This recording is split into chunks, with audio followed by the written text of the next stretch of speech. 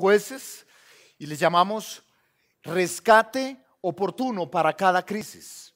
Y es que el libro de Jueces lo que nos va a mostrar es eso, es como Dios interviene a favor de su pueblo, para rescatarlo, a pesar del pecado del pueblo, a pesar del caos en el que se mete su propio pueblo. Quiero que lo abras ahí. Quiero contarte algunas cosas del libro de Jueces.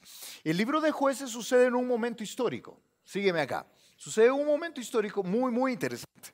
El libro de Jueces sucede justo en el momento, o inicia justo en el momento en que se está comenzando o continuando la conquista de la tierra prometida. Yo quiero recordarte que Israel estuvo cautivo. ¿Recuerdas dónde estuvo como esclavo? ¿Te acuerdas? ¿A dónde? En Egipto, luego en Babilonia, luego con los persas, pero en ese momento está de esclavo en Egipto. O sea, la historia de Israel, solo quiero recordártelo un poco para llegar a los Jueces. ¿Quién es el patriarca? El patriarca de Israel, Abraham. Abraham en Génesis capítulo 12 recibe esta promesa de parte de Dios que él va a hacer una multitud de su simiente, él va a sacar una multitud, una nación grande. Ese es Israel. Luego, ¿recuerdas quién es el hijo de Abraham? Isaac, correcto, muy bien.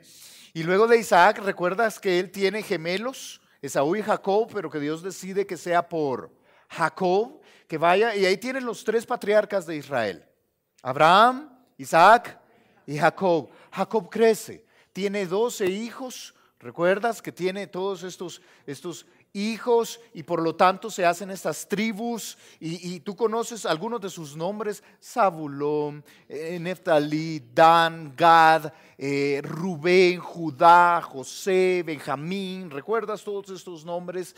Y luego de estos sale entonces la nación de Israel. Uno de sus hijos es llevado a Egipto, José. José es llevado a Egipto como esclavo, pero el Señor en su gracia le permite que llegue a ser el segundo al mando. Y quiero recordarte que en ese momento el imperio que domina sobre el mundo es Egipto. Así que llega a ser el segundo hombre más importante del mundo. Eso es José. Y José tiene toda la confianza del faraón, y entonces él se reencuentra con su papá, Jacob, y con sus hermanos. Y entonces los lleva a vivir a Egipto. Claro, en condiciones, te puedes imaginar, privilegiadas. Es el segundo hombre al mando. Ahí le da buenas tierras, les permite tener una situación privilegiada en Egipto. Y Faraón está contento. Faraón está feliz. Qué bueno que trajiste a tus hermanos.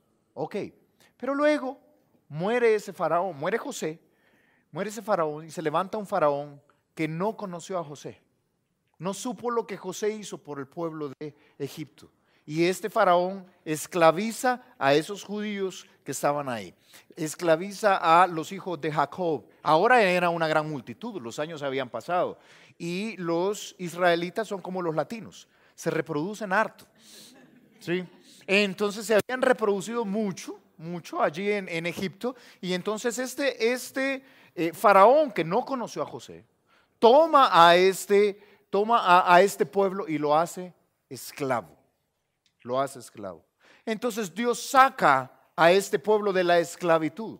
Luego que ahora eran cientos de miles, si no millones de personas. Algunos calculan que el pueblo, después de todos estos años de esclavitud, pudo haber llegado a ser como 2 millones de personas, probablemente. Pero entonces, ¿recuerdas quién es el libertador que saca a Israel de Egipto? Moisés. Moisés entonces lo lleva por el desierto camino a la tierra prometida. Pero estos no creen en el Señor, no le creen a Dios. Entonces Dios hace que anden vagando por el desierto por 40 años, ¿recuerdas? Y toda esa generación, quiero recordarte que toda esa generación que no hizo caso a Dios, que se puso en contra de Dios, muere en el desierto. Los de 20 años para arriba mueren en el desierto. Los jovencitos son los que, entonces ahí ya se vuelven no tan jovencitos, y son ellos los que van a conquistar la tierra prometida. Y recuerdas que Moisés no pudo entrar a la tierra prometida, a conquistarla. ¿Quién fue su sucesor? Josué. Y en manos de Josué van a conquistar la tierra prometida. Y la primera gran ciudad que van a conquistar, Jericó. ¿Recuerdas? Y esta historia de los muros de Jericó, etcétera. Y entonces entran y comienza la conquista. En ese momento, Josué, de hecho desde Deuteronomio, Moisés ha repartido la tierra y Josué ha repartido la tierra, ha dicho, ustedes van a tener este trozo, ustedes de Judá este trozo, ustedes de Benjamín este trozo. La tierra está dada. Dios ha dado esta tierra en promesa a Israel, pero ahora deben conquistarla. Y entonces viene el pueblo de Israel con Josué y empieza la conquista. Pero luego muere Josué. Y aquí es donde nos encontramos. Históricamente aquí es donde nos encontramos. Josué muere, pero la conquista continúa.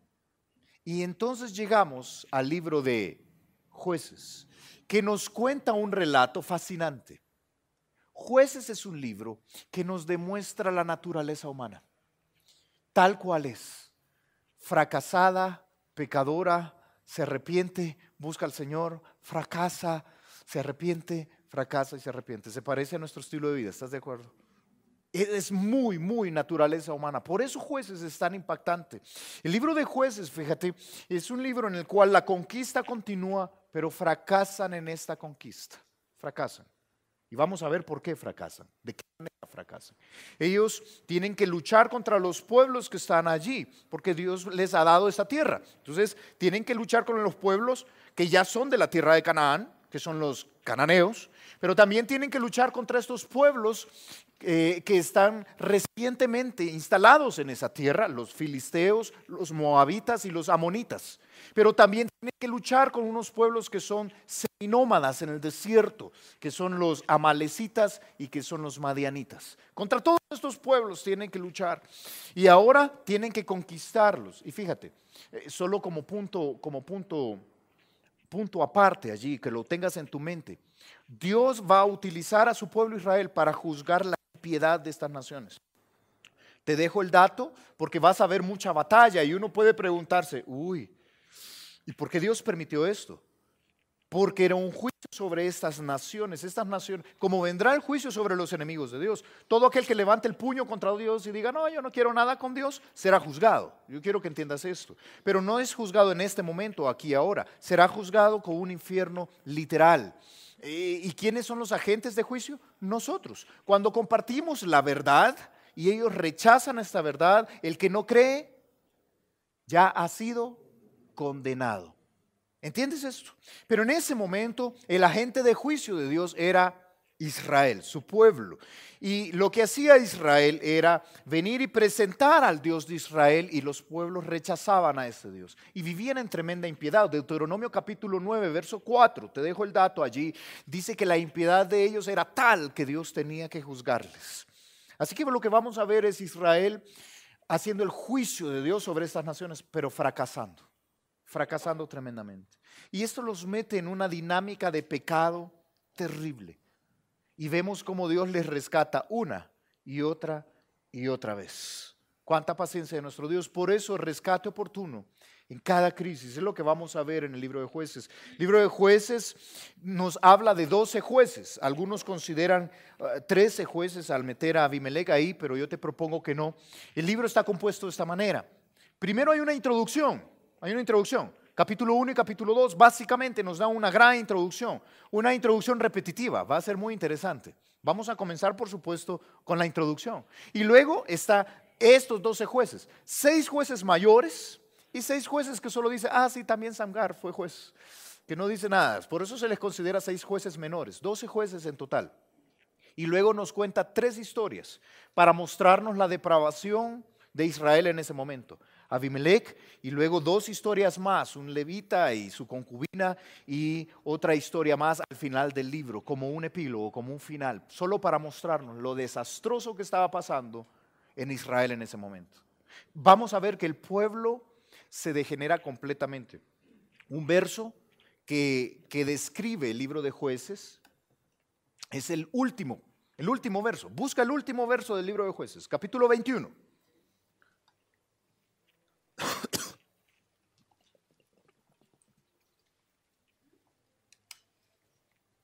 ¿Qué dice el último verso?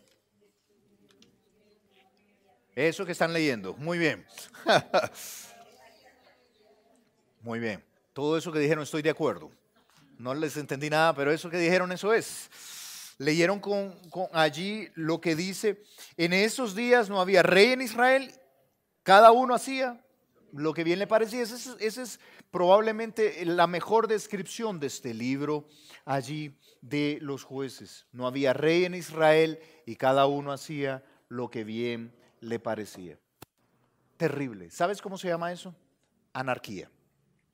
Cada uno hace lo que le parece y se llama, fíjate, religiosamente hablando, ellos habían apartado del Dios vivo, por lo tanto había apostasía. Había apostasía, anarquía y había apatía de las cosas de Dios. Todo con IA. Qué terrible, ¿sabes? Suena a nuestro mundo el día de hoy. Apatía a las cosas de Dios, anarquía, cada uno queriendo hacer lo que bien le parece, y apostasía, incluso aquellos que dicen que siguen a Dios, apostatan de la fe, abandonan la fe. Por eso este libro es tan interesante. Lo que vamos a ver esta mañana, fíjate, por supuesto es el capítulo 1 y vamos a ver cómo la conquista continúa. Y yo te voy a proponer que tú y yo somos al igual que el pueblo de Israel, conquistadores y debemos conquistar. Por eso te pongo ahí, conquistando lo prometido. Vamos a hablar de esto. Jueces capítulo 1, vamos a llegar hasta el verso 15 en nuestro relato para comenzar el libro de Jueces. Así que te pido que lo busques. Jueces 1:1 dice la Biblia. Lee conmigo, lee tu Biblia. Aconteció después de la muerte de Josué que los hijos de Israel consultaron a Jehová diciendo: ¿quién de nosotros subirá primero para pelear contra los cananeos? Y Jehová les respondió: Judá subirá. He aquí que yo he entregado la tierra en sus manos. Y Judá dijo a Simeón su hermano: sube conmigo al territorio que se me ha adjudicado y peleemos contra el cananeo. Y yo también iré contigo al tuyo. Y Simeón fue con él. Y subió Judá, y Jehová entregó en sus manos al cananeo y al fereceo, e hirieron de ellos a Besec a 10,000 hombres, en Besec a 10,000 hombres. Verso 5, y hallaron a Adonibesec en Besec, y pelearon contra él, y derrotaron al cananeo y al fereceo, mas Adonibesec huyó, y le siguieron, y le prendieron, y le cortaron los pulgares de las manos y de los pies. Entonces dijo Adonibesec: 70 reyes, cortados los pulgares de sus manos y de sus pies, recogían las migajas debajo de mi mesa. Como yo hice, así me ha pagado Dios. Y le llevaron a Jerusalén, donde murió. Y combatieron los hijos de Judá a Jerusalén y la tomaron. Y pasaron a sus habitantes a filo de espada y pusieron fuego a la ciudad. Después los hijos de Judá descendieron para pelear contra el cananeo que habitaba en las montañas, en el Negev y en los llanos. Y marchó Judá contra el cananeo que habitaba en Hebrón, la cual se llamaba antes Kiriat Abar. E hirieron a Sesai, a Imán y a Talmai. Para los que están embarazados esperando bebés, ahí tienen nombres, ¿verdad? Sesai, no sé, ¿verdad? Aimán puede ser, son opciones. Verso 11. De allí fue a los habitantes, a los que habitaban en Debir, que antes se llamaba Kiriat Sefer. Y dijo Caleb: el que atacare a Kiriat Sefer y la tomare, yo le daré a Axa, mi hija, por mujer. Y la tomó Otoniel, hijo de Cenaz, hermano menor de Caleb. Y él le dio Axa, su hija, por mujer. Y cuando ella se iba con él, la persuadió que pidiese a su padre un campo. Y ella se bajó del asno y Caleb le dijo: ¿qué tienes? Ella entonces le respondió: concédeme un don. Puesto que me has dado tierra del Negev, dame también fuentes de agua. Entonces Caleb le dio las fuentes de arriba y las fuentes de abajo. Qué relato más interesante, no sé si estás de acuerdo. Ahí andaba todo el mundo peleando con todo el mundo, y yo qué tengo que ver en eso, hermano. Yo qué tengo que ver en eso. Ahí veo que derrotaron a los cananeos y al fereceo, y yo, ¿verdad? O sea, ¿qué tiene eso que ver conmigo? Y después veo que Otoniel conquistó Debir, que se llamaba más raro que Kiriat Sefer, y que le cortaron los pulgares a alguien. ¿Qué tiene que ver esto conmigo? Bueno, fíjate, lo que estamos viendo Es un proceso de conquista de la tierra prometida. ¿Te acuerdas que así se llamaba la tierra prometida? ¿Por qué crees que se llamaba la tierra prometida? Porque era una tierra que había sido prometida por Dios. Viene Dios y le dice a Israel, yo te voy a dar esa tierra, es tuya, te la prometo. Y Dios cumple sus promesas. Ahora, sígueme en este argumento acá. Entonces, ¿la tierra es de Israel o no es de Israel? ¿Sí o no? Sí es de Israel, ya fue prometida. Dios ha venido y le ha dicho, es tuya. Pero, ¿entonces Israel ya la tiene? No, porque no ha tomado posesión de ella. Son dos cosas diferentes. Tiene que venir Israel y tiene que conquistarla. Ahora, fíjate, te propongo que lo mismo sucede contigo y conmigo. Dios nos ha dado preciosas promesas. Dios nos ha dicho que podemos vivir una vida plena, una vida que vale la pena vivir, que podemos tener un matrimonio que vale la pena, que podemos disfrutar una vida que vale la pena, que podemos vivir en paz en medio de la tormenta, esas son las promesas de Dios. Entonces ya vives así. No necesariamente. Porque debemos conquistar lo prometido. Igual que Israel. Y debemos aprender a conquistar lo prometido. Fíjate, esto es algo que Dios nos ha dado. Dice la Biblia, vamos a leerlo más adelante en 2 de Pedro capítulo 1, que todas las cosas que pertenecen a la vida y a la piedad nos han sido dadas. Dios ya nos dio, dice que ya nos bendijo con toda bendición espiritual en los lugares celestiales. Ya, Él nos ha dado ya su bendición, Él nos ha prometido la tierra prometida. Pero ahora debemos conquistarla, ¿sabes? Dios anhela que tú vivas este tipo de tierra prometida. Esta es la promesa de Dios en Éxodo capítulo 3, verso 8, lo tienes ahí citado, dice, y he descendido para libraros de mano de los egipcios. ¿Te acuerdas la historia que te conté? Los libró de Egipto, ya los sacó de Egipto, y sacarlos de aquella tierra a una tierra, ¿qué dice? Buena y ancha. Yo quiero que entiendas que Dios viene y dice, yo los he sacado de la tierra de Egipto para llevarlos a una buenísima tierra, a una condición preciosa, a una tierra buena y ancha. Y tú vas a recordar esto que dice ahí después, a tierra que fluye, ¿qué dice?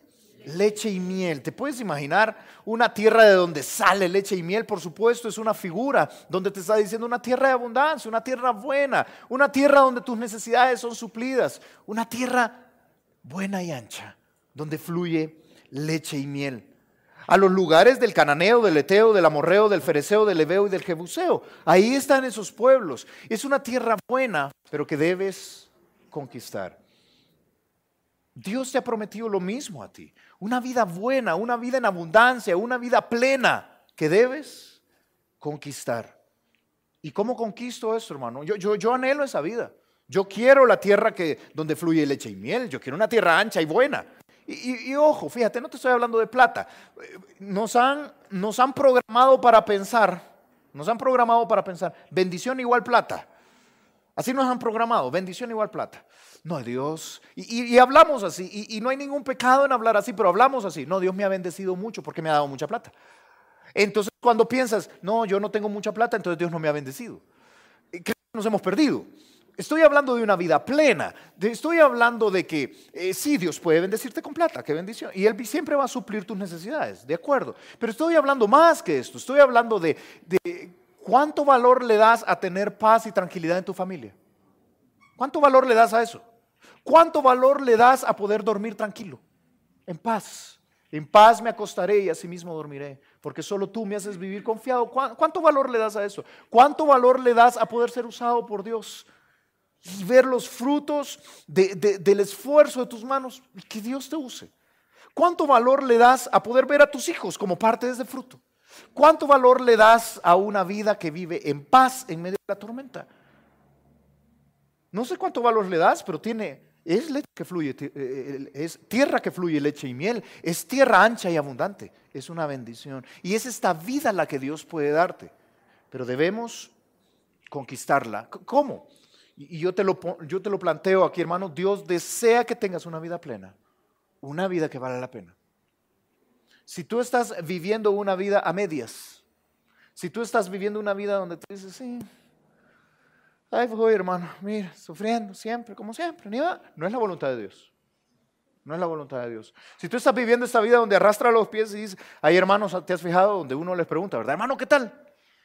Y dices, ahí vamos, luchando. Pero bueno, bendecidos tiene que decir uno, ¿verdad? Qué terrible. Por favor. Dios quiere que tengas una vida plena, donde tú digas, bien, es una bendición. No estoy ganando lo que quiero ganar, pero es una bendición, Dios me tiene bien. ¿Me entiendes? Es una vida, este es el anhelo de Dios, de verdad Él quiere darte esta tierra donde fluye leche y miel, de verdad. Pero entonces, ¿cómo hago, hermano? ¿Cómo conquisto esto? Bueno, disfruta esta vida plena, en primer lugar, consultando las instrucciones de Dios. No me digas, tengo una vida plena y hago a un lado las instrucciones de Dios. No funciona así. Sabes, el libro de Jueces comienza bien y continúa muy mal. Comienza bien porque comienzan consultando a Jehová. Mira el verso 1. Míralo allí. Verso 1. Capítulo 1, verso 1. Aconteció después de la muerte de Josué, por cierto. Es importante porque después de la muerte de Josué nos coloca en tiempo, nos coloca en ese momento que te estaba describiendo, en el momento de la conquista. La conquista está a medias, ¿sí? Después de la muerte de Josué. Pero también es importante porque ¿quién era Josué? Josué era un hombre de Dios, un representante de Dios para el pueblo, un general que recuerdas cómo terminó hablando al pueblo. Decidan ustedes a quién van a servir, pero yo y mi casa serviremos al Señor, serviremos a Jehová. Es un hombre que ha guiado al pueblo, un valiente, y ahora ya no está. Ahora el pueblo está sin Josué. Nos coloca en esa situación y el pueblo tiene que buscar cómo conquistar ahora sin su gran general. Sin Moisés y sin Josué, es tremendo. Y entonces dice allí el verso 1, aconteció después de la muerte de Josué, que los hijos de Israel, ¿qué dice que hicieron? Lo primero que nos dice, consultaron a Jehová, diciendo, ¿quién de nosotros subirá primero a pelear contra los cananeos? Y entonces Jehová les responde, esto es, fíjate, el ideal dentro de un libro. Comienza muy bien, ellos vienen y le dicen, Señor, ¿quién sube? Y Jehová le responde, Judá subirá. Pero no solo subirá, mira lo que dice el verso 2. Judá subirá. He aquí que yo he entregado la tierra en sus manos. Comienza muy bien porque comienzo consultando a Jehová. Jehová contesta y no solo contesta así, esto es lo que debes hacer, Judá subirá. Sino que dice, mi mano está con él, mi bendición está con él. La tierra es suya, no se preocupen, hágale. Porque Israel no era necesariamente fuerte en milicia. No conquistaron por sus grandes habilidades, conquistaron porque Jehová le había dado la tierra a ellos. La victoria es del Señor. Y entonces viene el Señor y dice, conquistas cuando sigues mis principios, cuando sigues mis instrucciones. ¿Qué tal si Dios dice, Judá debe subir, yo le he dado la tierra en sus manos? Y dice, ay, qué pereza, no sé, Rubén, ¿no quiere subir usted? No, hágale, yo subo, hágale. ¿Cómo les hubiera ido? Terrible, terrible, porque no están siguiendo las instrucciones de Dios. Lo primero que buscan es la instrucción de Dios, ¿sabes? Muchos quieren vivir una vida plena, una vida feliz a su manera. No se puede, no se puede. Y no tiene uno que ser muy, muy inteligente, no tiene uno que ser un sociólogo experto. Solo tienes que observar la sociedad. Y lo que ves es gente intolerante, amargada, gente fracasando en cada cosa que hace, teniendo éxito en lo externo y teniendo fracasos horribles en lo interno. No tiene que ser un genio para decir, uy, a su manera no funciona. Y cuando tú insistimos en tratar de tener una vida plena, una vida que vale la pena, a nuestra manera, haciendo a un lado las instrucciones de Dios, es un fracaso total. ¿Sabes qué te estoy diciendo? Cuando tratas de vivir tu matrimonio e ignoras los principios bíblicos. Esposa, sujétate a tu marido. No, eso es retrógrado, hermano. Eso es... ¿Cuándo se escribió eso, hermano? Eso se escribió hace más o menos 2000 años. Sí, así de viejo es eso. No, hace 2000 años funcionaba, hoy ya no, hermano. O cuando la Biblia te dice a ti, hombre, ama a tu mujer sacrificialmente. Sacrifícate por ella. busca el bien de ella, aún en detrimento de tu propio bien. No, hermano. No, eso era la psicología antigua, hermano. Hoy en día uno tiene que ser feliz para poder hacer feliz a otro. Entonces uno busca su propio bien primero para buscar, ok, hazlo a tu manera, hágale. O cómo vas a criar a tus hijos. Bueno, la Biblia dice en disciplina y amonestación del Señor. Y hay algo mágico que se llama varita, que está en el libro de Proverbios, que con la vara y la corrección se corrige.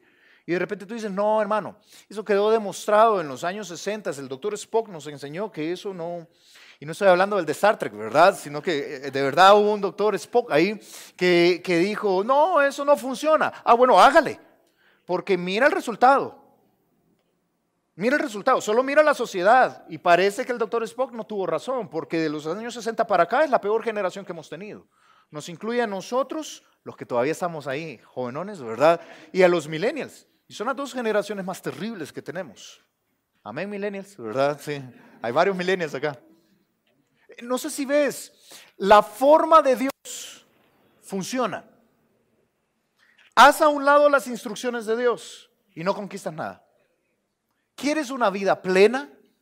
¿Quieres una tierra donde fluye leche y miel? Dios la tiene para ti a la manera de Dios. Consultaron a Jehová diciéndole, ¿quién subirá? Judá sube, porque yo a él le he dado la tierra. Yo a él le he dado mi bendición. Ok, listo, ¿sabes qué hacen? Sube Judá. Se apoya con Simeón, su hermano, viste allí, Simeón, la otra tribu, le dice, todo esto que leamos, Judá y Simeón no son personas, son tribus, ¿verdad? Y Judá, esta tribu va y le dice a la tribu de Simeón, Simeón, venga, vamos juntos, peleemos. ¿Y qué sucede? Dice allí en el versículo 4, y subió Judá y Jehová entregó en sus manos al cananeo y al fereceo, e hirieron de ellos en Besec a 10,000 hombres. Quiero que entiendas que Dios le dio la victoria. Y es que, mira, hermano, sigue las instrucciones de Dios y Dios te da la victoria. Una y otra vez. Sigue las instrucciones de Dios y es Dios quien te da la victoria. Cuando Él te dice que perdonar es mejor que resentir, hazlo.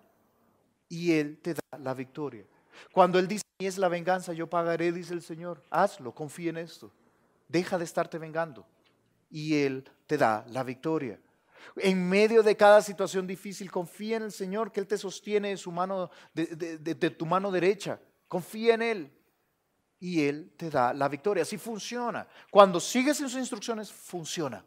Apártate de sus instrucciones y no podrás conquistar una vida plena. Mira cómo sigue allí. ¿Sabes qué es interesante? Si te gustan los detalles en la Biblia. ¿Viste lo del rey ahí que le cortaron los pulgares? ¿Qué? ¿Y por qué? ¿Y cómo fue eso? Bueno, léelo conmigo. Dice que atacaron él se llama Adoni-Besec, o el Señor.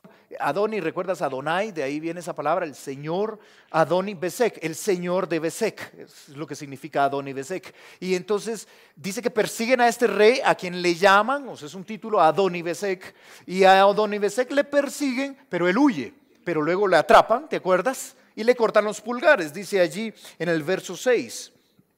Mas Adoni-Besec huyó. Y le siguieron, le prendieron y le cortaron los pulgares de la mano y de los pies. Y entonces uno dice, uy, qué crueldad. No, pero Adoni-Besec no lo vio como crueldad. Lo vio como ¿qué?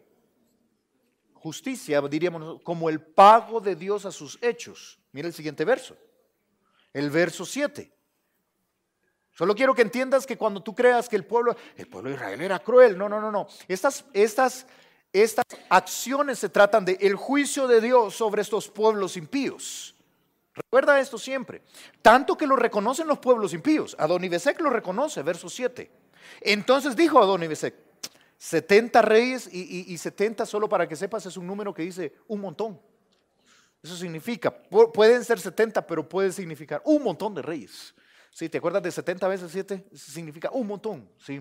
70 reyes, dice, cortados los pulgares de sus manos y de sus pies, recogían las migajas debajo de mi mesa. Como yo hice, así me ha pagado Dios. Lo llevaron a Jerusalén y ahí murió. Quiero que entiendas que era el juicio de Dios y Adoni-Besec lo entendió muy bien. Ahora, ¿qué tiene que ver los pulgares conmigo, hermano? Pulgares de... Piénsalo. ¿Qué te pasaría a ti? ¿Qué nos pasaría si me cortan el pulgar, si te cortan el pulgar de la mano y el pulgar del pie? ¿Qué te pasaría? Piénsalo.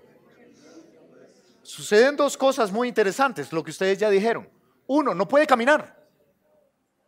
Uno no se da cuenta de cuánto vale un dedo hasta que te lo golpeas en la noche, en la oscuridad, en una mesa. ¿Estás de acuerdo? Vas en una mesa y de repente, ¡ay, ay, ay! Uno se da cuenta cuán importantes son los dedos de los pies, ¿sí?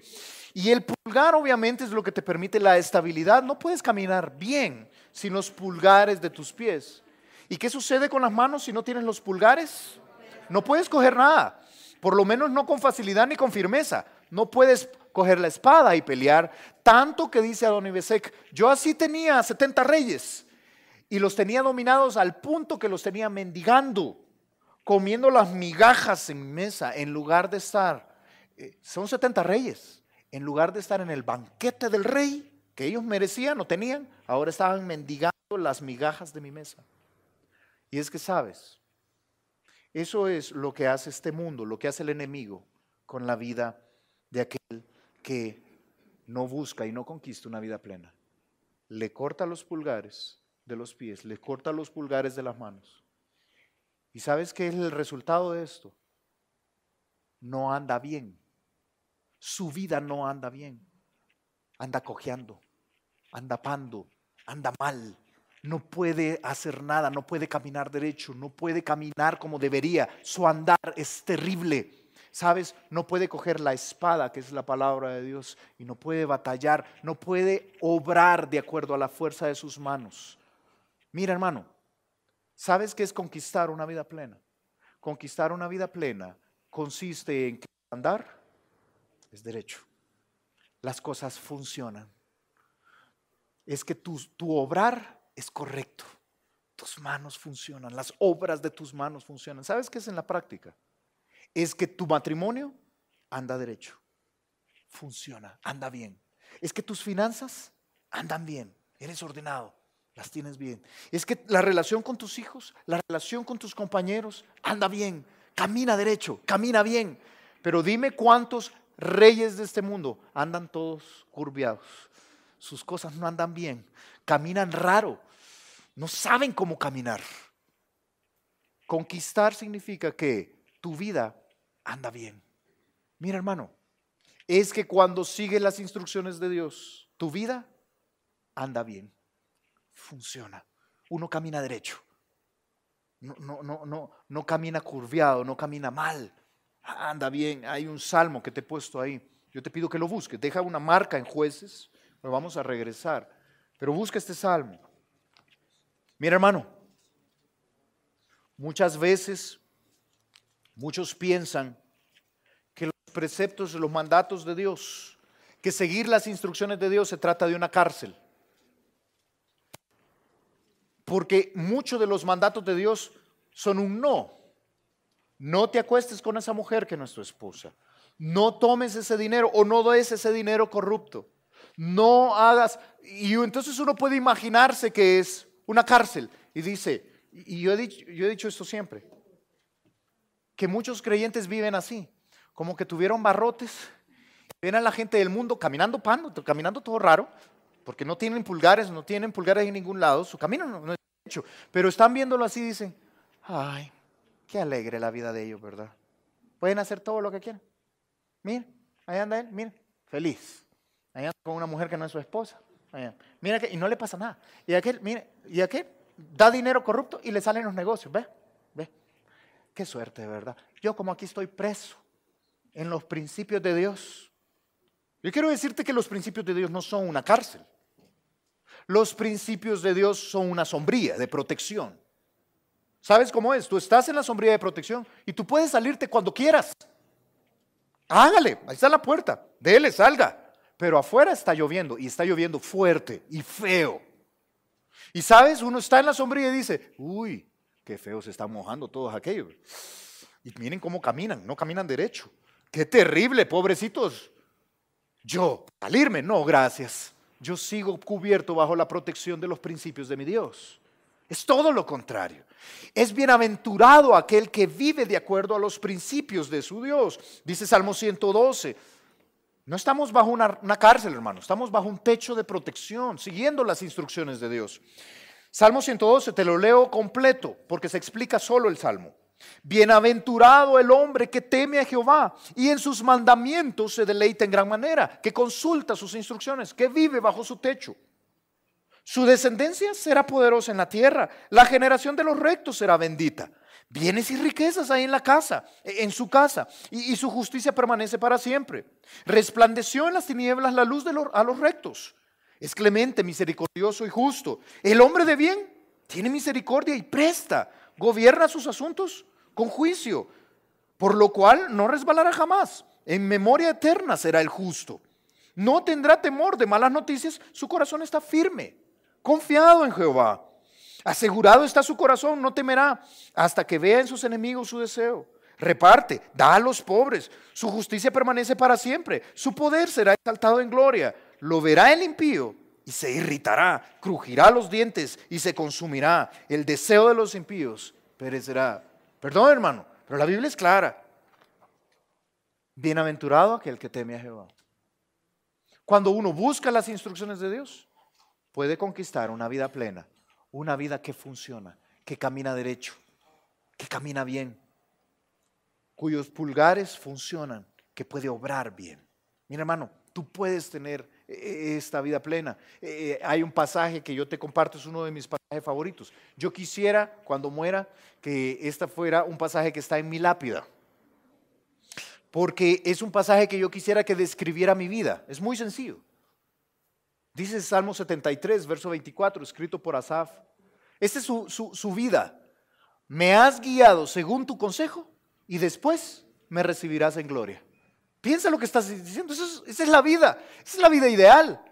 En esta tierra he caminado derecho. Me has guiado según tu consejo. Me has guiado según tus instrucciones. Y después voy a estar en gloria. ¡Qué bendición! Ese debería de ser el anhelo de cada creyente. Una vida que vale la pena. Una vida plena, pero hay que conquistarla. ¿Y cómo conquisto esto, hermano? Siguiendo las instrucciones de Dios, consultando las instrucciones de Dios. No hay una vida plena fuera de las instrucciones de Dios. Y es que mira, cuando alguien no camina bien, qué triste es. Sabes que una de las cosas que nosotros vivimos con el cáncer de mi hija, de Camilita, he dicho que Camilita, sobreviviente de cáncer, pero lo que más fuerte le dio fue este síndrome extraño, síndrome de Kingsborn. Y sabes que uno de los efectos es que es algo que se llama ataxia en el movimiento. Y lo que hace esto es que ella está temblando como un motorcito todo el tiempo y está mareada y caminaba, bueno, al principio no podía caminar, literalmente estaba tirada, pero luego en su mejora con los medicamentos, en el proceso de mejora, ella comenzó a caminar como borrachito, literalmente. Y veías a mi hija caminando de lado a lado, tambaleándose, sosteniéndose de las paredes. Y eso ya era un símbolo de mejora. La llevábamos a la iglesia aún en contra de lo dictado por los médicos. Decían, no, aléjanla de las multitudes porque es un problema del sistema autoinmune y entonces peligroso, le da una gripa, la regresa y nosotros confiamos en el Señor y dijimos, no, nuestra vida está con la gente. Entonces la llevábamos a la iglesia, estaba ahí en escuela dominical y las maestras salían llorando de escuela dominical y nos decían, la niña no camina bien. Y Caro tenía que terminar consolando a las maestras, así funcionaba. Abrazaba a las maestras y les decía, tranquila, sí, yo sé que no camina bien, sé que está muy mal, pero no camina nada bien, camina muy mal. Y es que ver a alguien que camina mal es triste. Es triste. Sabes que yo a veces veo a mis hermanos en Cristo. Y yo digo, pero es que no camina bien. Camina como borrachito, se va a caer. Qué terrible, le cortaron los pulgares de los pies y los pulgares de la mano. ¡Qué horrible! Es triste. Pero el que logra conquistar, dice, no, yo sí sigo las instrucciones de Dios, camino derecho y vivo una vida plena. Mira, hermano, las instrucciones de Dios, yo te pongo acá, hermano, conquista, por favor, conquista. Tú puedes disfrutar una vida que anda bien en todas las áreas. Anda bien en tus finanzas, que anda bien en tu matrimonio, que anda bien en tus negocios, que anda bien en tus relaciones. Por favor, conquístalo, hazlo. ¿Y cómo lo hago, hermano? Siguiendo las instrucciones de Dios. Pero en segundo lugar, mira, lo que hacen ellos es observando la fe de otros. ¿Cómo conquisto esta vida? esta vida que vale la pena vivir, bueno, consultando las instrucciones de Dios, pero observando e imitando la fe de otros. Mira cómo lo dice allí donde nos quedamos. Verso 8. Aquí el texto como que cambia de velocidades y nos va a contar acerca de Hebrón, Caleb, apréndete esos nombres: Hebrón, una ciudad; Caleb, un hombre; Otoniel, otro hombre; Axa, una mujer. Todos ellos van a ser los involucrados en esta historia y mira cómo sucede. Verso 8. Combatieron los hijos de Judá a Jerusalén y la tomaron, y pasaron a sus habitantes a filo de espada y pusieron fuego a la ciudad.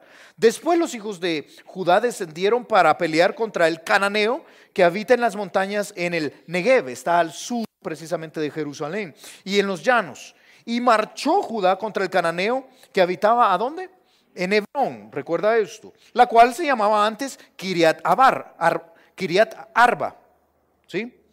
E hirieron a, mira estos nombres: Sesai, a Aimán y a Talmai. Fíjate, lo que este texto no nos cuenta es que quien hizo esto fue Caleb. ¿Quién conquistó Hebrón? Caleb.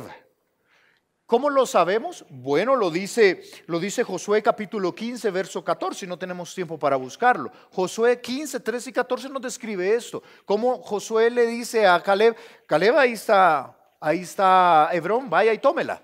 Y entonces va Caleb y pelea contra Hebrón, la conquista. Y otra cosa que no nos dice, por cierto, eso nos lo dice ahí el verso 20. Ahí más adelante, no es parte de nuestro texto hoy, pero mira ahí el capítulo 1, verso 20. Solo para que veas lo que estoy diciendo. Y dieron Hebrón, ¿a quién? A Caleb, como Moisés había dicho. Y él fue quien arrojó de allí a los 3 hijos de Anac. ¿Quiénes son los 3 hijos de Anac? Muy bien, los que están allí en el verso 10. Sesai, Aimán y Talmai. Lo que no nos dice esto, pero nos lo dice Deuteronomio capítulo 2, verso 10, tampoco tenemos tiempo para verlo, es que estos hijos de Anac eran gigantes. Los hijos de Anac eran gigantes y estos 3 eran 3 gigantes. ¿Cómo gigantes, hermano? Hombres de alta estatura. No pienses en el, no sé, en el cuento del gigante egoísta, ¿verdad? Ni en estos, sino gigantes, hombres de altísima estatura, ¿verdad? Estamos hablando de hombres de 2,90, 3 metros. Estamos hablando de hombres de altísima estatura. Por lo tanto, ¿te acuerdas como Goliat? ¿Sí? Como él. Habían gigantes en la tierra en ese momento. Así que tienes estos 3 gigantes y viene Caleb, pelea contra ellos, lucha, los saca, y entonces una vez los saca, conquista Hebrón. Este hombre es un conquistador. Por cierto, conquista Hebrón, que significa comunión. Así que conquista la comunión con Dios. Este Caleb es un referente. Es uno de los únicos 2 que vagaron 40 años por el desierto y entraron a la tierra prometida. Él y Josué, nada más. Compañeros, por cierto, él y Josué. Caleb es un punto de referencia en esta ciudad. Entonces Caleb dice, quiero que veas que Caleb tiene toda la autoridad moral para decir lo que va a decir acá en el verso 11. De allí Judá fue a los que habitaban en Debir, que antes se llamaba Kiriat Sefer. Y dijo Caleb: el que atacare a Kiriat Sefer y la tomare, yo le daré Axa, mi hija, por mujer. Piénsalo, Caleb lo ha hecho con Hebrón. Él ha conquistado y ha sacado a estos 3 gigantes, los hijos de Acán, los hijos de Anac. Y entonces viene y dice ahora: muy bien, señores, el que conquiste Debir, yo le doy mi hija por mujer. Porque tiene toda la autoridad moral de decir: yo ya conquisté, sé cómo se hace, quiero ver quién lo puede hacer. ¿Sabes qué es lo que está haciendo? Alguien puede tomar este texto y decir: qué bárbaro, estaba vendiendo a la hija al mejor postor. Uy, cómo trataban a las mujeres. ¿Sabes? Yo te propongo que él está haciendo todo lo contrario. Él está diciendo esto: yo solo le voy a dar mi hija a alguien que sea como yo. Nada más. Yo le digo eso a Camila todo el tiempo.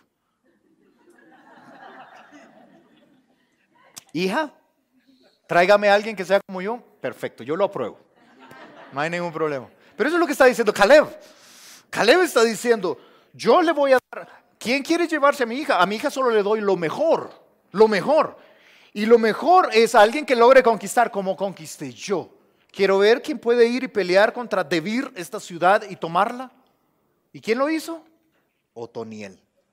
Otoniel es el primer juez y lo vamos a ver en el capítulo 3. Vamos a entender cómo Otoniel juzgó sobre Israel, fue valiente y cómo dirigió las batallas de Israel, el primer juez. Pero aparece acá, Otoniel es, fíjate, hijo del hermano menor de Caleb. O sea, es primo de Axa. Es primo de Axa. Es sobrino de Caleb. ¿Sabes? Todo queda en familia. Todo queda en familia, lo dice allí. Dice allí en el versículo 13. Y la tomó Otoniel. ¿El qué tomó? La ciudad. Fue a Debir y la tomó, la conquistó Otoniel, hijo de Cenaz, que era hermano menor de Caleb. O sea, era hermano de Caleb Cenaz, por lo tanto sobrino de Caleb. Y entonces dice, y él le dio Axa, su hija, por mujer. O sea, ahora quiero que entiendas. Viene Otoniel y yo no sé, ¿verdad? Viene arrastrándose después de pelear ahí a Debir. Y tú le dices, vaya, ¿ya me merezco a tu hija? Sí, hoy sí. Se la ganó. Se la ganó porque usted es como yo. Usted es como yo. Y entonces le da Axa, su hija. ¿Sabes? Es que se nota que Otoniel venía de una familia donde había sido influenciado por la fe de Caleb.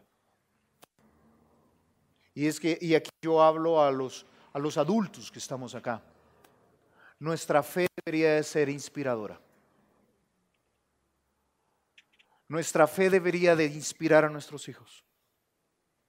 Para serte bien sincero, eso es de las cosas que yo más anhelo y temo en mi vida.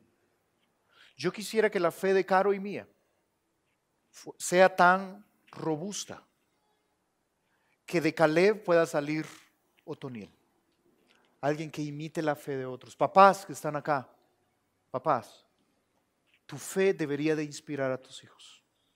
Debería de ser un anhelo, un reto. Mamás que están acá, poca gente con la influencia sobre los hijos como una mamá. Poquísima gente. Yo te diría que nadie. Nadie con tu influencia sobre tus hijos, nadie. Y tu fe debería de ser inspiradora. Yo quiero ser como Caleb. ¿Sabes qué está diciendo Otoniel? Yo quiero ser como Caleb. Yo quiero imitar su fe. Porque Caleb conquista una vida que vale la pena. ¿Entiendes esto? Pero no solo esto, sino en general nosotros, ¿sabes? Yo nos animo a que tengamos puntos de referencia y que digamos, yo quiero ser como fulano. Yo veo su obrar, yo veo su fe y me impacta. Yo lo voy a imitar. Yo quiero ser como él. E imite su fe. Imítalo, hazlo. Ah, claro. ¿Fue gratis para Otoniel ser como Caleb? No, yo no sé qué consecuencias tuvo allí peleando contra Debir. Pero dijo, yo voy a ser como Caleb. Yo te animo a ti, hermano, que estás acá. Tú digas, yo quiero ser como fulano. De verdad, con humildad te digo, que algunos puedan ser puntos de referencia para tu vida espiritual. Ahora, ¿Caleb era perfecto? No, debe haber tenido un montón de imperfecciones, pero su fe vale la pena imitarla. Y que tú puedas observar en esta congregación personas que su fe vale la pena imitarla. Y que tú digas, yo quiero conquistar una vida plena como él, como él. Yo veo que su matrimonio va bien, yo quiero ver qué ha hecho. ¿Sabes? Uno debe de ser un aprendiz en la vida. Y para hacerte bien, aquí abrirte mi corazón como tu pastor, yo constantemente paso preguntando a aquellos que veo que tienen una fe imitable. Ahora, uno no imita a cualquiera. Uno no imita a cualquiera. ¿Estás de acuerdo? Sí. Uno imita al que vale la pena imitar. Entonces vengo yo y constantemente estoy con aquellos que yo veo áreas en su vida que digo, wow, qué tremendo. Vengo y platico con ellos y digo, ¿cómo han hecho? ¿Qué hiciste? ¿Qué te ha costado? Porque yo quiero ser como ellos. Son puntos de referencia. Ten la humildad de observar la fe de otros e imita su fe. Imita su fe. Y sabes, esto nace de un deseo genuino de querer llevar fruto. Cuando tú dices, yo quiero llevar fruto en mi vida. Alex nos hablaba claramente en Juan 15, del 1 al 8, el viernes pasado. Nos compartía la importancia de poder llevar fruto. Si tú no oíste ese mensaje, está ahí en las redes sociales, está en YouTube. Búscalo, escúchalo porque vale la pena. Pero un creyente que lleva fruto es un creyente que vive una vida plena. Yo quiero decirte, hermano, que un creyente que está creciendo, está madurando, está influenciando a otros, lleva fruto, tiene una vida feliz, tiene una vida plena, una vida que vale la pena. Y uno dice, yo quiero llevar fruto. ¿Cómo es que él lo ha logrado? E imito la fe de otro porque quiero llevar fruto. Tanto es así que ¿no te pareció como interesante la petición que ellos le hicieron a Caleb luego que se casan y se van de luna de miel? Mira lo que sucede allí en el versículo 14. Ya se casaron y las historias en la Biblia no terminan y vivieron felices para siempre, ¿verdad? No termina así, sino que nos cuenta cómo continúa. Y entonces dice allí el verso 14, y cuando ella se iba con él, ¿quién es ella y quién es él? Ella es Axa y él es Otoniel, ¿sí? Cuando ella se iba con él felices, nerviosos, pensando en el futuro y están en dirección, yo no sé, ¿verdad? Alguna playa ahí en el Mediterráneo van a pasar, no sé, ¿verdad? Algo hermoso ahí, la luna de miel. Y entonces van en esa dirección. Cuando ella se iba con él, la persuadió, Otoniel la persuadió que pidiese a su padre un campo. Un campo. Piénsalo. Viene Otoniel y le dice, mira, tu papá tiene plata. Ha conquistado harta tierra. Eso es lo que ha hecho Caleb. Caleb tiene mucha tierra. Pidámosle un campo.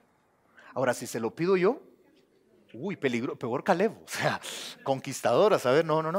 Pídaselo usted. Axa, vaya y pídale un campo. Y Axa lo hace. Pero no solo le pide un campo. Ella le pide algo personal. Mira cómo lo hace. Allí dice en el verso 14, cuando ella iba con él, la persuadió que pidiese a su padre un campo. Y ella se bajó del asno y tiene una plática con Caleb. Caleb le dice, ¿qué tienes? Ya me imagino Caleb, ¿qué pasó, hijita? ¿Te hizo algo, es ingrato? No, tranquila, ¿verdad? Vengo aquí a platicar contigo. Listo. Y Caleb es su hijita, ¿verdad? Y entonces está, ¿qué tienes, hija? Y platican. Y ella le pide el campo. Le pide un campo en Negev. Y yo cometí el error, aquí te confieso un error, anoche desvelándome en esto, cometí el error de no ponerte las fotos del Negev, las conseguí y se me olvidó ponértelas ahí, te las debo, pero el Negev es un lugar precioso. El Negev es un desierto que en primavera es precioso y aunque es desértico produce mucho, tiene aguas, fuentes de agua por diversos lugares, es hermoso. Y entonces ella le dice, papi, me da un campo. Y él le da algo en el Negev, una tierra en el Negev. Está implícito en la conversación. Pero luego dice, en el versículo 15, ella entonces le respondió, y me da otra cosa, concédeme un don, me regala algo más, papi. Puesto que me has dado tierra del Negev, ya que, ¿qué le pidió Otoniel que le pidiese a Caleb? Un campo. Nada más. Entonces ella viene y le pide un campo y se lo da en el Negev. Y entonces le dice, mire, y ya que me dio la tierra del Negev, le dice, puesto que me has dado tierra en el Negev, dame también fuentes de agua. Esta es una petición de ella, no es de Otoniel. Otoniel le pidió una tierrita, un campo. Le dio una tierra en el Negev, implícito está. Entonces ella va a hacer una petición propia. Le dice, ¿me regalarías agua? Fuentes de agua. Y el papito, ¿verdad? El papá, por supuesto, viene y le dice, y entonces Caleb le dio las fuentes de arriba y las fuentes de abajo, toda el agua que usted quiera, mamá. Tranquila, hijita. Ahora, ¿para qué necesitas un campo y agua? Para dar fruto. Para dar fruto. Un campo y agua. ¿Sabes? Esta es una pareja que está enfocada en dar fruto. Otoniel y Axa sí saben de lo que se trata la vida. Otoniel y Axa dicen, ¿sabes? Yo quiero conquistar una vida fructífera. Y el deseo de Otoniel es un campo para dar fruto. Pero Axa tiene el alcance de decir, pero no solo el campo, agua. Y le pide las fuentes de agua. ¿Sabes cuál es el punto, hermano? Qué precioso cuando un matrimonio está concentrado en dar fruto para Cristo. Qué belleza. Yo no tengo que leerte estos pasajes, pero Juan 15:5, ¿recuerdas lo que dice? Separados de mí, nada podéis hacer, pero si permanecéis en mí y yo permanezco en vosotros, este lleva mucho fruto. Llevar fruto. ¿Y qué es el fruto? ¿Recuerdas que dice Gálatas 5:22 y 23? Tampoco tengo tiempo para buscarlo, pero recuerdas que el fruto del Espíritu es amor, gozo, paz, paciencia, benignidad, bondad, fe, mansedumbre, templanza. Contra tales cosas no hay ley. Es el crecimiento personal. Qué precioso cuando una pareja de esposos se está animando a crecer en el Señor y ver fruto del Espíritu. Pero ¿recuerdas lo que dice Romanos capítulo 16, verso 5? Que también la influencia sobre personas es fruto. Alcanzar a otros es fruto. Qué precioso una familia que está dedicada a conquistar fruto para el Señor. Y es que una vida que lleva fruto es una vida que vale la pena. Yo te pongo allí otro texto. Te pido que lo busques, por favor. Segunda de Pedro. Búscalo rápido, estamos por terminar. Segunda de Pedro. Hermano, la vida consiste en dar fruto. La vida consiste en poder crecer en el Señor, poder influenciar a otros. Qué precioso una familia que está dedicada a esto. Axa y Otoniel están muy bien enfocados. Quieren un campo y quieren agua, porque quieren dar mucho fruto. Conquistar consiste, fíjate, conquistar consiste en una vida que da fruto, que no es estéril, que no vive solo para sí. Dice segunda de Pedro capítulo 1, verso 3. Como todas las cosas que pertenecen a la vida y a la piedad nos han sido dadas por su divino poder, mediante el conocimiento de aquel que nos llamó por su gloria y excelencia. ¿Ah? ¿Qué quiere decir todo eso? Escúchame. Dios ya te dio todo lo que necesitas para tener una vida plena. Él ya te dio la tierra prometida, ya te la prometió. Él ya te dio lo necesario para dar fruto. Estás listo para dar fruto. Todo lo que pertenece a la vida y a la piedad nos ha sido dada. Ya estuvo. Él te ha dado la conquista. Él te ha dado la victoria. Ya. Pero ahora debes tú conquistar. Verso 4. Por medio de las cuales nos ha dado preciosas y grandísimas promesas, para que por ellas llegaseis a ser participantes de la naturaleza divina, habiendo huido de la corrupción que hay en el mundo a causa de la concupiscencia. Ya Dios te lo dio, te ha dado las promesas, te ha dado lo que necesitas para dar fruto, para vivir una vida plena. Pero entonces mira el verso 5, mira el verso 5. Vosotros también, poniendo toda diligencia. No, es que la vida plena no es para haraganes. La vida plena no es para aquel que no quiere conquistar. Ya la tierra prometida está allí, pero hay que ir y conquistar. La victoria la da Dios, pero hay que ir y conquistar. ¿Y cómo conquisto, hermano? Viendo la fe de otros, imitando su fe, poniendo a estos elementos de crecimiento, creciendo en el Señor, dando fruto. Mira cómo dice, poniendo toda diligencia. Por esto mismo, añadid. ¿Quién añade? ¿Quién trabaja para esto? Nosotros. Añadid a vuestra fe virtud, a la virtud conocimiento, al conocimiento dominio propio. Te lo voy a ir describiendo. A la fe la intención, la posibilidad de cambio. Yo quiero cambiar. Eso es la virtud. A esa virtud el conocimiento de cómo debo cambiar. No puedo cambiar si no sé las instrucciones de Dios, pero al conocimiento, qué bueno conocer, dominio propio, lo aplico a mi propia vida. Entonces comienzo a cambiar. Y entonces cuando lo hago a largo plazo, entonces lo hago con paciencia. Al dominio propio le agrego paciencia. No es algo de un día. Ya cambié, hermano. Ya cambié. Tengo un día de no enojarme con mi esposa. No, es con paciencia. Es con paciencia. Dominio propio, pero con paciencia, de largo plazo. Entonces eso se evidencia en una vida de piedad. ¿A la paciencia?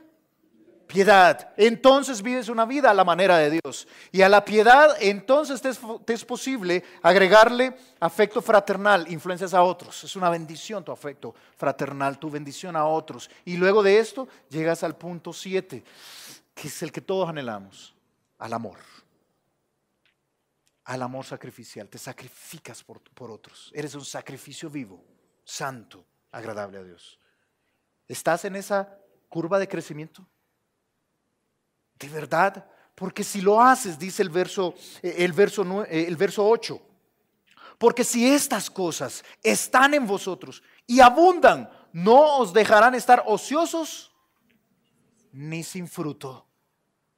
Cuando tú decides crecer, cuando tú decides conquistar, no te dejan ocioso ni sin fruto en cuanto al conocimiento de nuestro Señor Jesucristo.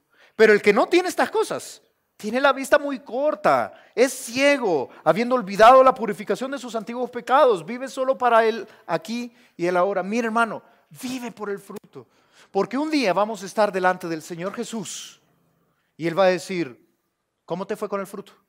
¿Creciste? ¿Influenciaste a otros?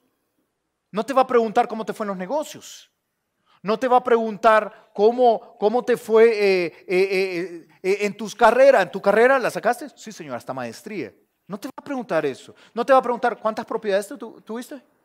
Te va a preguntar, ¿quisiste conquistar un campo y agua para dar fruto? ¿Y el fruto quiero verlo? Dice la Biblia allí en 2 de Juan capítulo 1 verso 8, mirad por vosotros mismos. Hermanos, cuidémonos a nosotros mismos. Que no perdáis, para que no perdáis el fruto de vuestro trabajo, sino que recibáis galardón completo. Un día Jesús va a estar ahí y va a decir, muy bien, buen siervo y fiel. Qué buen fruto me traes. Qué excelente. ¿Y cómo hago esto, hermano? Imitando la fe de otros. Dice la Biblia, y te comparto este texto con temor, pero con mucha honestidad, dice la Biblia en Hebreos 13, verso 7. Acordaos de vuestros pastores. Y no está hablando de, sí, yo me acuerdo que tuve un pastor. No está hablando de eso. Acordaos de vuestros pastores. Está diciendo, traigo a mi mente a mi pastor. Ahora, pastor no es una posición. Pastor acá significa, fíjate, aquel que está guiando la vida, aquel que es un ejemplo, aquel que es un líder que te permite ver un ejemplo. Un pastor de la familia debería de ser el papá, la mamá. ¿Me entiendes? Un pastor del hogar debería de ser el esposo para la esposa. Y por supuesto aquellos que han madurado en la fe. Y debería de incluirnos a tus pastores, por supuesto. Debería incluirnos. Lastimosamente muchas veces no incluye a los pastores. Los pastores no son pastores, ¿verdad? Pero debería incluirnos. Y entonces dice ahí, acordaos de vuestros pastores, tráiganlos a memoria, véanlos. Y luego dice, que os hablaron la palabra de Dios, es la gente que los guió. Y mira lo que dice. Considerad cuál haya sido el resultado de su conducta. Es que yo no imito a cualquiera, dice. Consideren cómo le ha ido. Considerad cuál haya sido el fruto de su conducta. Veamos. No viste cómo lo gritó a la esposa. Ni yo le grito así a mi esposa. Entonces no imito su fe. Pero si yo considero el resultado de su conducta y digo, qué bonito se llevan, qué bien parece, qué bueno. Entonces, ¿qué dice? Imitad su fe. ¿Por qué yo quiero imitar la fe de otros luego de observar su conducta? Porque quiero llevar fruto. Porque quiero un campo que valga la pena, que tenga agua y que lleve mucho fruto, porque un día estaré delante del Señor. Porque quiero conquistar una vida plena, una vida fructífera. Otro pasaje en Filipenses capítulo 3, verso 17. Hermanos, sed imitadores de mí, dijo Pablo, y mirad a los que así se conducen, según el ejemplo que tenéis en nosotros.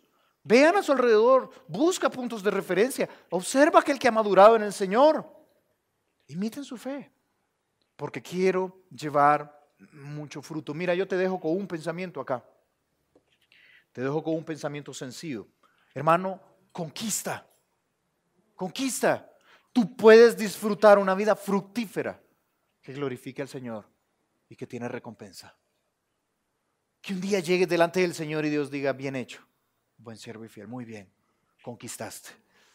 Conquistaste la tierra prometida. Llevaste fruto. Una vida que vale la pena vivir. ¿Pero cómo puedo conquistar, hermano? Bueno, este texto nos enseña ahí en Jueces, para comenzar, ¿verdad? El libro de Jueces. Nos enseña que lo hacemos consultando las instrucciones de Dios. No hay una vida plena fuera de las instrucciones de Dios. Y que lo hacemos observando la fe de otros e imitando su fe.